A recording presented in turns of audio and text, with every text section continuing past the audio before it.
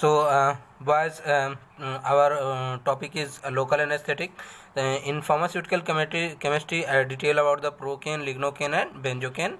लेकिन जो हमारा इंट्रोडक्शन पार्ट रहेगा वो हमारा सेम है एज हमने फार्माकोलॉजी में डिस्कस किया था. तो यहाँ पे देख लीजिए क्या है. तो ये अभी जो बता रहे हैं इसे आप फार्मास्यूटिकल केमिस्ट्री में लिखेंगे. लोकल एनेस्थेटिक्स आर एजेंट्स और drug which block the conduction of impulse in the nerve when applied locally. यानी जब हम इसे लोकली इस्तेमाल करते हैं तो ये नर्व के कंडक्शन को क्या कर देता है, ब्लॉक कर देता है. दूसरा देखिए इसमें जो पॉइंट है क्या है, it produce loss of the sensation in the desire area. यानी जिस एरिया में चाहते हैं उस एरिया में ये क्या कर देता है कि आपका सेंसेशन को समाप्त कर देता है. अगला देखिए ये कहाँ पे कार्य करता है, तो it applied on the somatic nerve and act on the effector organ पे काम करेगा, गैंग्लिया पे, सेंसरी नर्व एंडिंग पे काम करेगा, सिनेप्स पे, डेंड्राइट्स पे, सेल बॉडी पे और न्यूरोमस्कुलर रिसेप्टर पे. आगे देख लीजिए, आगे देखिए इसका एप्लीकेशन कहाँ पे रहेगा.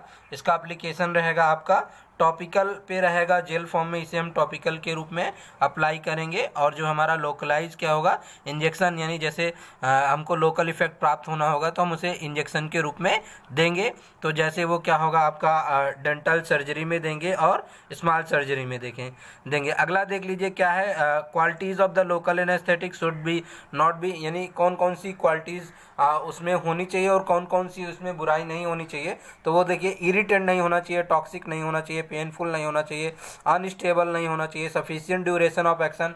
यानी एक निश्चित समयांतराल के लिए उसका असर होना चाहिए. ऐसा ना हो कि बहुत थोड़ी देर के लिए हो और हम उसमें कोई अपना कार्य न कर सकें. तो इसका एक निश्चित समयांतराल के लिए इसका एक्शन होना चाहिए. अगला देख लीजिए क्या है कि जो हमको है कि the surface and topical anaesthetic act by the blocking of sensory nerve ending. Sensory nerve ending को ये ब्लॉक कर देता है in the skin and mucous membrane. वो जो सेंसरी नर्व एंडिंग है हमारे स्किन में और म्यूकस मेम्ब्रेन में है.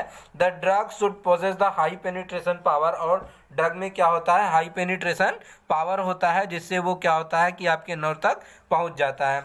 अगला जो हमारा टॉपिक है वो देख लीजिए क्या है, ये है क्लासिफिकेशन. क्लासिफिकेशन में आप देख लीजिए इसमें क्या है. तो क्लासिफिकेशन में देख लीजिए सबसे पहले क्या है हमारा इंजेक्टेबल है और दूसरा क्या है हमारा सरफेस एनेस्थीसिया. ए क्या है हमारा इंजेक्टेबल, दूसरा क्या है हमारा सरफेस एनेस्थीसिया. इंजेक्टेबल में हमारा लो पोटेंसी वाला, लो पोटेंसी में हमारा प्रोकेन है और क्लोरप्रोपेन है. इंटरमीडिएट पोटेंसी में हमारा लिग्नोकेन है और प्रिलोकेन है. और हाई पोटेंसी में हमारा टेट्राकेन, बुपीवाकेन और आपका रोपीवाकेन. और सरफेस एनेस्थेटिक्स में हमने शॉर्ट फॉर्म में याद करने के लिए लिखा था कोली को टीबी हो गई. तो कोली में को से कोकेन और टी से टेट्राकेन और ली से लिग्नोकेन और बी से बेंजोकेन. यहाँ पे हमने प्रोकेन और लिग्नोकेन और बेंजोकेन को आपको मतलब कलर करके दिखाया. इसका ये मतलब है कि ये तीनों आपके फार्मास्यूटिकल केमिस्ट्री में है. और प्रोकेन और लिग्नोकेन में दोनों में क्या लगा हुआ है, दोनों में आपके स्टार लगे हुए हैं. इसका ये मतलब है कि इनका स्ट्रक्चर और नोमेनक्लेचर दोनों इम्पोर्टेंट है आपके लोकल एनेस्थेटिक में. सबसे जो मेन बात है कि अगर अपने शब्दों में जानना चाहें कि व्हाट इज लोकल एनेस्थेटिक, तो लोकल एनेस्थेटिक्स ऐसी ड्रग्स हैं जो एक निश्चित समयांतराल के लिए एक निश्चित एरिया या एक निश्चित अंग को या एक अंग के निश्चित पार्ट को क्या कर देती हैं, थोड़ी देर के लिए शून्य कर देती हैं, जब तक के लिए हमें उस पर स्टिचेस लगाने होते हैं या कोई स्मॉल कट्स करना होता है या स्मॉल कोई सर्जरी करनी होती है या रिमूवल ऑफ वार्ड्स करना होता है. तो इसके लिए इस तरीके का किया जाता है. तो इसके लिए हम ये परफॉर्म करते हैं कि आपको लोकल एनेस्थेटिक दिया जाता है. तो ये हमारा बड़ा इम्पोर्टेंट है एज वेल एज केमिस्ट्री के लिए एंड फार्माकोलॉजी के लिए. तो ये क्लासिफिकेशन आप लोगों को पक्का याद होना चाहिए बच्चों. तो अभी भी देख लीजिए यहाँ पे लो पोटेंसी, इंटरमीडिएट पोटेंसी और हाई पोटेंसी कहने का मतलब ये है कि जो लो पोटेंसी होगा जो उसका असर होगा बहुत थोड़े देर के लिए होगा. जो हाई पोटेंसी का होगा उसका जो है असर जो है लंबे समयांतराल के लिए होगा. और जो इंटरमीडिएट पोटेंसी का होगा उसका जो असर होगा वो एक बीच के समय के लिए होगा. और जो सरफेस एनेस्थेटिक्स है वो जो है स्पेशली हमारे सरफेस पे लगाया जाता है. और जो इंजेक्टेबल एनेस्थेटिक्स होता है उसका जो है कि सबक्यूटेनियस इंजेक्शन लगाया जाता है, स्किन के थोड़ा सा नीचे लगाया जाता है तब ताकि हमको उसका लोकल इफेक्ट प्राप्त होता रहे। तो यहाँ पे हमने आपको बताया कि what is local anaesthetic, local anaesthetic होता क्या है, फिर लोकल एनेस्थेटिक किस जगह पे कार्य करता है, और लोकल एनेस्थेटिक का क्या होगा क्लासिफिकेशन। तो यहाँ तक जो हमने बताया ये फार्माकोलॉजी में भी यहाँ तक सेम रहेगा और फार्मास्यूटिकल केमिस्ट्री में भी यहाँ तक सेम रहेगा। अब इसके बाद हम बात करेंगे लिग्नोकेन की, प्रोकेन की और बेंजोकेन की। एग्जाम के दृष्टिकोण से, एग्जाम के पॉइंट ऑफ व्यू से लिग्नोकेन और प्रोकेन बहुत ही ज़्यादा इंपॉर्टेंट है और ये एग्जाम में आ सकता है। तो बॉयज़ एंड गर्ल्स, तो आप इसे बहुत ध्यान से देखिएगा, स्ट्रक्चर और नोमेनक्लेचर ऑफ लिग्नोकेन, बेंजोकेन और प्रोकेन। तो मेनली जो है आपका जो सबसे इम्पोर्टेंट है वो कौन सा है, आपका लिग्नोकेन है। तो लिग्नोकेन आप देख लीजिए, लिग्नोकेन इसको ध्यान से देखिए। लिग्नोकेन में क्या है कि आपका ये लिग्नोकेन है। तो लिग्नोकेन में देख लीजिए, सबसे पहले लिग्नोकेन आपका ड्रग का नाम हो गया। फिर जो इसका ब्रांड नेम है ये क्या है, लिडोकेन, जाइलोकेन और एनेस्थीकेन। तो ये आपका क्या हो गया, ब्रांड नेम हो गया। इसके नीचे देखिए, ये ध्यान से, ये इसका स्ट्रक्चर है। स्ट्रक्चर को ध्यान से देखिए, ये है आपका एक बेंजीन रिंग है। बेंजीन रिंग में 2 नंबर पे और 6 नंबर पे मेथिल ग्रुप लगा हुआ है। 2 नंबर पे और 6 नंबर पे क्या लगा हुआ है, मेथिल ग्रुप लगा हुआ है। यहाँ पे NH ग्रुप है, उसके बगल में ये CO है, यहाँ पे CH3 है और यहाँ पे N है, और यहाँ पे 2 इथाइल ग्रुप लगे हुए हैं, C2H5, 2 इथाइल ग्रुप लगे हुए हैं। तो अब इसका हम नॉमनक्लेचर की बात कर लेते हैं। किसकी बात कर लेते हैं, नॉमनक्लेचर की बात कर लेते हैं। नॉमनक्लेचर में देख लीजिए कि लिखा है 2 डाई इथाइल एमिनो। तो ध्यान से देख लीजिए, अगर हम इन दोनों कार्बन की जब नंबरिंग करते हैं तो इसको 1 नंबर देंगे, इसको 2 नंबर देंगे, और इसी 2 नंबर से आपका ये नाइट्रोजन जुड़ा हुआ है और इसी से 2 आपके ये इथाइल ग्रुप लगे हुए हैं। तो हमने सबसे पहले यहाँ पे 2 डैश लगाया हुआ है। सबसे पहले ये क्या आपका 2 डैश लगा, उसके बाद फिर यहाँ पे लिखा डाई इथाइल एमिनो, यानी 2 इथाइल ग्रुप लगे हुए हैं। कितने इथाइल ग्रुप लगे हुए हैं, 2 इथाइल ग्रुप लगा हुआ और एक N लगा हुआ, इसलिए इसका नाम क्या हो गया ब्रैकेट के अंदर, डाई इथाइल अमीनो। क्या नाम हो गया, डाई इथाइल अमीनो हो गया। और उसके बाद फिर देख लीजिए, ये नाइट्रोजन लगा हुआ है, फिर हमारा ये वाला नाइट्रोजन लगा हुआ है। फिर ध्यान से देखिए 2,6 डाई मिथाइल। तो यहाँ पे देख लीजिए 2 नंबर पे और 6 नंबर पे मेथिल ग्रुप लगा हुआ है, 2 नंबर पे भी लगा हुआ और 6 नंबर पे लगा हुआ है। तो 2,6 डाईमिथाइल फेनिल। तो क्या नॉमेनक्लेचर हो गया इसका, 2,6 डाईमिथाइल फेनिल। और यहाँ से यहाँ तक का ये है आपका CH3CONH2। तो कौन सा ग्रुप हो गया, ये आपका एसिटामाइड हो गया। कौन सा ग्रुप हो गया, CH3CONH2। कौन सा ग्रुप हो गया, ये आपका एसिटामाइड ग्रुप हो गया। तो अब आप यहाँ पे देख लीजिए एसिटामाइड ग्रुप हो गया। तो इसके लिए लास्ट में क्या लिख दिए हम, एसिटामाइड। फिर से देख लीजिए नॉमेनक्लेचर को ध्यान से देख लीजिए दोबारा से। नॉमेनक्लेचर में क्या है, सबसे पहले यहाँ के लिए है कि आपका 2 लिखा हुआ है, 2 के आगे हमने ब्रैकेट में लिखा, क्या नाम लिखा, डाई इथाइल एमिनो, ब्रैकेट बंद। फिर हमने आगे N लिखा, यानी इस वाले नाइट्रोजन के बारे में बात कर रहे हैं, इस वाले नाइट्रोजन के बारे में बात करना है। तो क्या ब्रैकेट में क्या लिखा, 2,6 डाईमेथिल और फेनिल। तो 2,6 डाईमेथिल फेनिल हो गया, ब्रैकेट बंद। और लास्ट में CH3CO और इस NH के लिए क्या लिख दिया हमने, एसिटामाइड। तो ये हो गया इसका आपका नॉमेनक्लेचर हो गया। अगला जो हमारा फिजिकल प्रॉपर्टीज़ है, फिजिकल प्रॉपर्टीज़ आप देख लीजिए कि फिजिकल प्रॉपर्टीज़ में क्या है, इसका जो कलर है वो क्या है, वाइट क्रिस्टलाइन सब्सटेंस है। ऑर्डर क्या है, ऑर्डरलेस है। टेस्ट क्या है, स्पेसिफिक है। सॉल्युबिलिटी है, insoluble in water but soluble in alcohol है, मतलब ये वाटर में नहीं घुलता लेकिन एल्कोहल में घुल जाता है। यूजेस देख लीजिए, इसका जो यूजेस है लोकल एनेस्थेटिक में किया जाता है और एंटी एरेथमिक में भी इसका इस्तेमाल किया जाता है। इसके बाद है स्टोरेज है, इसका स्टोरेज देख लीजिए, it should be stored in well close container and protected from light at below 30 degree centigrade temperature. इसे प्रॉपर तरीके से मतलब कंटेनर में रख के और उसको अच्छे से बंद कर देते हैं, ताकि सील कर देते हैं ताकि उसके अंदर हवा ना जाए, और टेम्परेचर से को भी इससे बचा के रखते हैं और लाइट से भी इसको बचा के रखते हैं। तो ये हमारा क्या हो गया, आपका स्टोरेज हो गया। अगला देख लीजिए, इसका जो साइड इफेक्ट है वो क्या है, एक्साइटेशन ऑफ CNS को उत्तेजित कर देता है ये। तो रेस्टलेसनेस, यानी आराम का ना होना, आराम नहीं महसूस होता है, डिजीनेस होता है, मतलब झपकी आती है, आलस आता है, ब्लड विजन होता है, धुंधला दिखाई देता है आँख से, नौजिया वोमिटिंग जैसी फीलिंग आती है, मसल स्ट्विचिंग होती है, ट्रीमर होता है यानी कपकपी होती है, कन्वर्जन होता है, झटके आते हैं, ड्राउजीनेस होता है, झपकी आती है, रेस्पिरेटरी फेल्योर होता है यानी श्वसन श्वसन तंत्र अगर बहुत ज़्यादा हो गया ये तो श्वसन तंत्र फिर बैठने लगता है, एंड उसके आगे क्या होता है कोमा, और जब बहुत ज़्यादा हो जाए तो डेथ भी हो सकती है। इसके आगे हम क्या लिखे हैं ऑफिशियल में है lignocaine, hydrochloride, BP and IP. आपका ये याद करने की ज़रूरत नहीं है क्योंकि आप कितना भी याद इसको करेंगे ये आपको याद नहीं होगा। नेक्स्ट हमारा जो है वो है आपका प्रोकेन मेडिसिन है। प्रोकेन भी एग्ज़ाम के दृष्टिकोण से बहुत ही ज़्यादा इम्पोर्टेंट है। तो प्रोकेन आप देख लीजिए, ये प्रोकेन हाइड्रोक्लोराइड के नाम से एग्ज़ाम में पूछा जाता है। इसका जो ब्रांड नेम है वो क्या है, नोवोकेन, इथोकेन, एलोकेन और क्या है आपका नियोकेन। तो ये आपका ब्रांड नेम है। फिर से सुन लीजिए, नोवोकेन, इथोकेन, एलोकेन एंड नियोकेन। एक बात ध्यान से सुन लीजिए, इतनी ज़्यादा मेडिसिन है कि उनका ब्रांड नेम याद करना बहुत मुश्किल है, क्योंकि डिप्लोमा फार्मेसी का जो सिलेबस है वो सन 1991 के अनुसार लिखा गया, बाद में कभी रिवाइज नहीं हुआ। और सन 1991 में लिमिटेड फार्मा कंपनियां होती थी और लिमिटेड दवाइयां होती थी, और उन दवाइयों का लिमिटेड ब्रांड नेम होता था। क्योंकि इस समय बहुत ज़्यादा इंडस्ट्रीज़ हैं हिंदुस्तान में और अदर कंट्रीज़ में, इसलिए उन दवाओं इतनी दवाएं हो गई और इतना उनका ब्रांड नेम याद हो गया कि उनको याद कर पाना संभव नहीं है। तो किसी भी दवाई का ब्रांड नेम याद नहीं किया जा सकता, इतनी ज़्यादा ब्रांड नेम उनके होते हैं। क्योंकि ब्रांड नेम किसी भी इंडस्ट्री का अपना ब्रांड नेम होता है, कुछ भी रख सकता है, इसलिए ब्रांड नेम याद करने की ज़रूरत नहीं है। ब्रांड नेम आपको जो समझ में आए वो एग्जाम में लिख दीजिए। इतना ब्रांड नेम है कि कोई भी उसको सही लिख पाना संभव नहीं है। तो ब्रांड नेम याद नहीं करना, आपको ऑफिशियल याद नहीं करना, किस फार्माकोपिया में दिया गया वो भी याद नहीं करना। आपको जो मन में आया बीपीआई, पीयूएसपी आप लास्ट में लिखते रहिए, क्योंकि डिप्लोमा इन फार्मेसी में ये याद करना संभव नहीं है कि ये चीज़ कहाँ पे। जिस भी व्यक्ति को कोई भी मेडिसिन ढूंढनी होती है फिर वो अलग अलग फार्माकोपिया में उसे ढूंढ लेगा, वो रट पाना संभव नहीं है। तो आपको मेनली जो पढ़ना है वो structure, nomenclature, uses and side effect and उसकी फिजिकल प्रॉपर्टीज़ पे ध्यान देना है इन फार्मास्यूटिकल केमिस्ट्री सेकंड। तो अभी हमने बात किया आपका प्रोकेन हाइड्रोक्लोराइड की। अब प्रोकेन हाइड्रोक्लोराइड में अब आज इसका स्ट्रक्चर देख लीजिए। इसका स्ट्रक्चर जैसे आप देखेंगे तो सबसे पहले क्या रहेगा, ये है आपका 4 अमीनो, ये क्या है आपका 4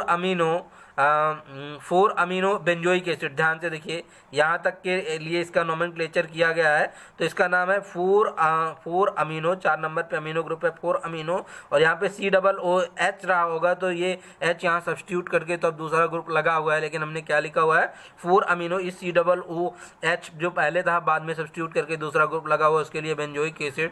तो 4 अमीनो बेंजोइक एसिड यहाँ तक हो गया। अब हम बात करेंगे इस 2 डैश की। तो यहाँ पे 2 डैश लगाया हुआ है, यहाँ पे क्या लगाया हुआ है 2 डैश लगाया हुआ है। अब 2 डैश फिर क्या देखें, डाई इथाइल एमिनो, तो इसको ब्रैकेट में कर दिया हमने, क्या लिख दिया डाई इथाइल एमिनो, ठीक है। उसके लिए फिर उसके बाद क्या लिखा है, इसके लिए इथाइल लिख दिया, तो यहाँ पे इथाइल हो गया। और यहाँ पे ध्यान से देखिए, जब COO बीच में रहे और उसके दोनों किनारे पे कोई एल्किल ग्रुप हो तो उसको ईस्टर बोलते हैं। तो यहाँ पे हमने लिख दिया कि ये जो C+O है वो किस रूप में है, वो ईस्टर के रूप में है। और यहाँ पे शॉर्ट फॉर्म है Cl लगा हुआ है, इसलिए यहाँ पे हाइड्रोक्लोराइड भी लगाया हुआ है। तो ध्यान से देखिए, इसका नोमेनक्लेचर जो है वो बहुत ही इम्पोर्टेंट है एज लिग्नोकेन। तो आप ये मान के चलिए कि आपका अगर लोकल एनेस्थेटिक एग्जाम में पूछा जाता है, जो कि हम ये मान के चलते हैं कि 60% इसे एग्जाम में आना फाइनल है, तो आपका लिग्नोकेन तो पक्का पूछेगा। और अगर लिग्नोकेन नहीं पूछ रहा है तो प्रोकेन 100% आपके एग्जाम में आने वाला है। इसलिए लिग्नोकेन और प्रोकेन के में आप थोड़ा सा ढील नहीं दे सकते, आपको दोनों ये ड्रग्स पढ़नी ही पड़ेंगी। तो फिर से आप इसका नोमेनक्लेचर एक बार फिर से देखना चाहें तो देख सकते हैं। चौथे पोजीशन पे अमीनो ग्रुप लगा है, इसलिए 4 अमीनो बेंजोइक एसिड, COOH पहले से था। इसका 4 अमीनो बेंजोइक एसिड का डेरिवेटिव है, यहाँ से H आपका क्या हुआ है कि सब्स्टिट्यूट हुआ है, इसलिए आप इसे क्या पढ़ेंगे 4 अमीनो बेंजोइक एसिड। उसके बाद ये जो 2 डैश लगा हुआ है, इसके लिए हमने यहाँ पे क्या लिखा 2 डैश, फिर डाई इथाइल एमिनो, इसके लिए क्या लिखा हुआ है डाई इथाइल अमीनो। फिर इस 2 कार्बन है, इसलिए यहाँ पे क्या लिख दिया इथाइल। और ये COO किस रूप में है, ईस्टर के रूप में, इसलिए ईस्टर और साल्ट फॉर्म में होने की वजह से हाइड्रोक्लोराइड। तो इस बात का आप इसे कान में लीड लगा के कई बार सुनिएगा, तो इसमें आपको कोई भी दिक्कत नहीं होगा, ये आपको तैयार हो जाएगा। अगला जब हम बात करते हैं तो हम इसकी फिजिकल प्रॉपर्टीज़ के बारे में बात करते हैं। फिजिकल प्रॉपर्टीज़ आप देख लीजिए, इसका क्या होगा। तो फिजिकल प्रॉपर्टीज़ में जिसका जो कलर होगा वो वाइट क्रिस्टलाइन पाउडर है, सफ़ेद रंग का क्रिस्टल है ये। ऑर्डर में क्या है, ऑर्डरलेस। टेस्ट में क्या है, बिटर टेस्ट है। सॉलिबिलिटी में है, soluble in water and alcohol. Melting point जो है, अगर ये प्लेन फॉर्म में है, साल्ट फॉर्म में नहीं है, तो इसका जो मेल्टिंग पॉइंट है वो 61 डिग्री सेंटीग्रेड है। और जब ये हाइड्रोक्लोराइड फॉर्म में रहेगा तो इसका जो मेल्टिंग पॉइंट होगा वो 153 से लेके 153 degree centigrade to 156 degree centigrade.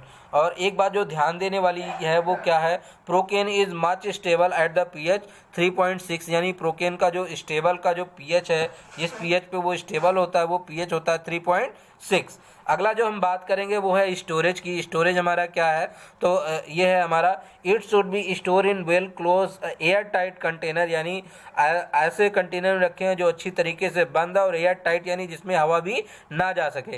And protected from light, यानी जो लाइट से भी क्या हो, बचाव हो सके। एट अ 6 डिग्री टेम्परेचर, जो खास बात है वो क्या है कि इसे हम 6 डिग्री तापमान पर ही रखेंगे। अगर 6 डिग्री से ऊपर के तापमान पे रखते हैं तो ये क्या हो जाएगा, इसकी जो पोटेंसी है वो खराब हो जाएगी, ये मेडिसिन ऑक्सीडाइज हो जाएगी। तो जो इसका रिजल्ट हमको, जो थेरेप्यूटिक वैल्यू या जो हमको इसका लोकल एनेस्थेटिक का जो एक्शन मिलना होगा वो एक्शन हमको नहीं मिलेगा। ध्यान देख लीजिए, इसमें ये लिखा हुआ है ऑलरेडी कि इट इज़ इजीली ऑक्सीडाइज, यानी यह आसानी से ऑक्सीडाइज हो जाने वाली मेडिसिन है। इसलिए हम इस मेडिसिन को by the help of antioxidant हम इसे प्रोटेक्ट करते हैं।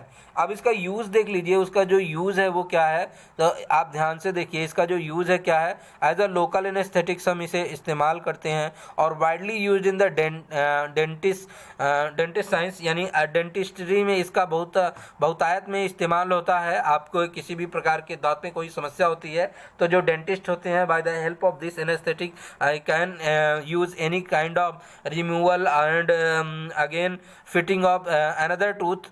तो इसमें जो आपका जो एनेस्थेटिक है वो एड्रेनालिन के साथ दिया जाता है। और जो ये प्रोकेन लोकल एनेस्थेटिक है, हम इसे एड्रेनालिन के साथ क्यों देते हैं, इसके पीछे खास रीजन है। खास रीजन क्या है, तो ध्यान से देखिए, हमने एड्रेनालिन को यहाँ ब्लैक कलर में दिखाया है। क्यों दिखाया, एरो से दिखाया। इसके पीछे जो रीज़न है वो क्या है, एड्रेनालिन इज प्रोलॉन्ग एक्शन देता है लोकल एनेस्थेटिक का। क्यों देता है, क्योंकि इसका लोकलाइज एक्शन हमको मिलता है। उसका जो पीछे जो मेन रीज़न है वो क्या है कि वैसोकॉन्स्ट्रिक्टर है, यानी एड्रेनालिन जो क्या है, ये हमारी ब्लड वेसल को कॉन्स्ट्रिक्ट कर देगा। जब ब्लड वेसल हमारी कॉन्स्ट्रिक्ट हो जाएंगी तो उसका असर हमको लंबे समय तक प्राप्त होगा। क्यों, क्योंकि जब ब्लड वेसल कॉन्स्ट्रिक्ट होंगी तो उसका जो आयतन होगा वो ज़्यादा दूर तक और ज़्यादा देर तक रहेगा। क्योंकि जब कोई चीज़ बड़ा रहेगा तो उसमें कोई चीज़ फैलेगी तो कम हो जाएगी, और जब वो कॉन्स्ट्रिक्ट हो गई है तो उसका आयतन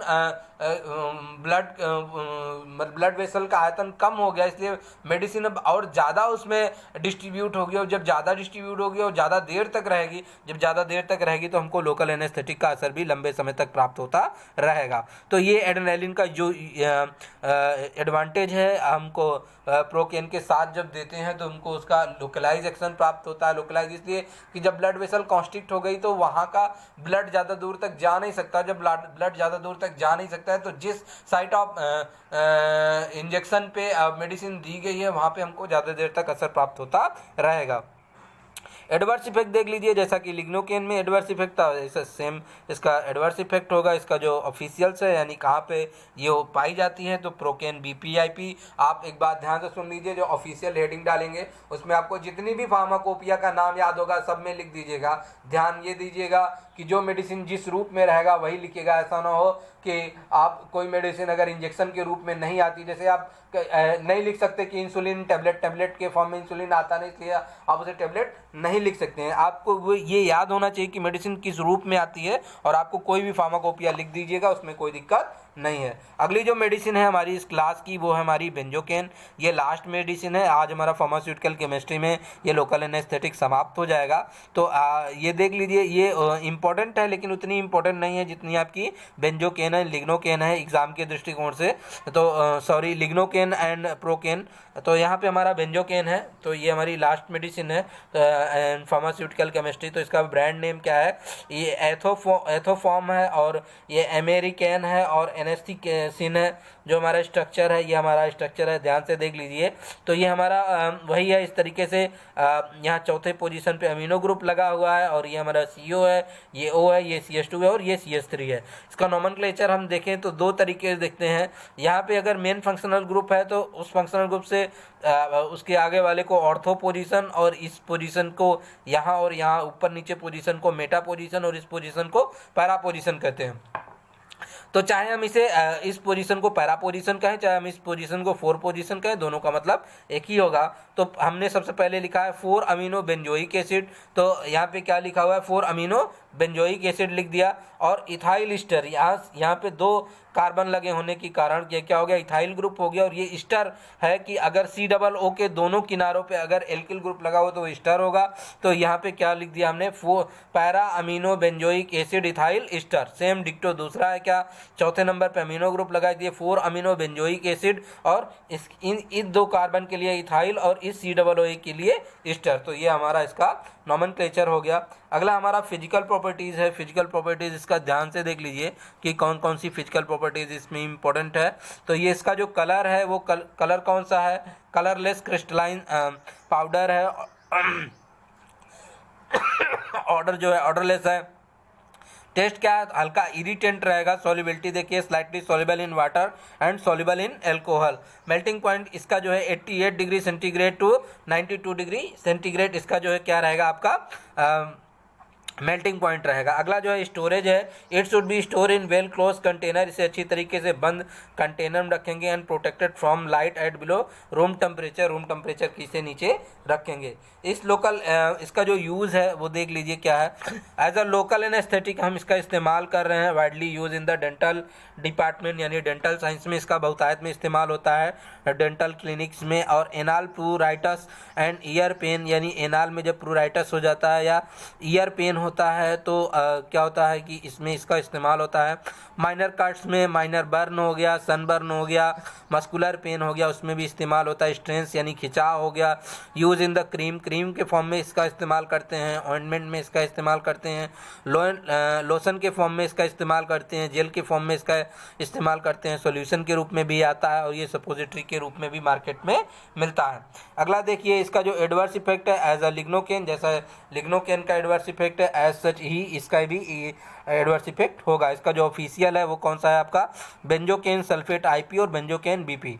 बॉयज़ एंड गर्ल्स एक बात ध्यान से सुन लीजिए कि ये अभी हमने आपको जो बताया ये एग्ज़ाम के पॉइंट ऑफ व्यू से बहुत ही इम्पोर्टेंट है। और हम एक बार आपको इसका वो दिखाने की कोशिश करते हैं कि किस प्रकार से ये आपको इसका देख लीजिए किस प्रकार से आप इसका स्क्रीनशॉट ले सकते हैं। तो हम ये आपको पूरा पेज एक बार दिखाने की कोशिश करते हैं। ये आप पूरा पेज इसको देख लीजिए। अगर आप इसका स्क्रीनशॉट ले सकें तो ले लीजिएगा। ये एग्ज़ाम के उससे बहुत ही इम्पोर्टेंट है, तो आप इसका स्क्रीनशॉट अगर ले सकें तो ले लीजिए। ये एग्ज़ाम के लिए बहुत ही ज़्यादा इम्पोर्टेंट है। लिग्नोकेन तो हम ये मान के चलते हैं कि हर बार एग्ज़ाम में पूछेगा। और इसका जो इंट्रोडक्शन वाला पार्ट है ये है आपका, इसका इंट्रोडक्शन का पार्ट है। ये आपका पहला पेज है, और यहाँ पे आप इसको सिर्फ क्लासिफिकेशन तक ही आप इसे देख लीजिएगा।